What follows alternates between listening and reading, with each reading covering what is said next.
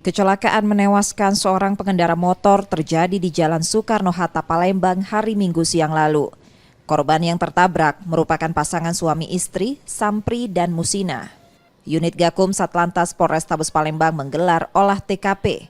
Hasil olah TKP diketahui kedua korban tertabrak minibus dari belakang diduga dalam kecepatan tinggi. Suami tewas sementara istri mengalami luka dan dibawa ke rumah sakit. Pengemudi minibus warna putih melarikan diri usai kejadian. Identitas mobil sudah diketahui belum, Nih? Sementara masih dalam keadaan lidik. Korban meninggal ya? Satu luka ringan, satunya meninggal di tempat kejadian. Yang ditabrak tuh pasangan suami istri. Atau sekali Luka di mana aja nih? yang meninggal di bagian pendaran dari hidung, mulut dan telinga.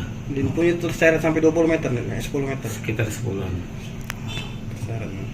Sekarang kasusnya lagi kita tangani, Nih, ya. Terus lagi di perintah dari Kapolres Kasat untuk kita lidik. Mohon bantuan kepada masyarakat yang melihat maupun yang mendengar keberadaan kendaraan terus, dan kita mengimbau kepada pemilik dan pengemudi upayakan menyerahkan diri. Polisi sudah mengantongi identitas mobil berdasarkan keterangan saksi dan meminta pengendara segera menyerahkan diri. Yudi Kiswanto, Kompas TV, Palembang, Sumatera Selatan.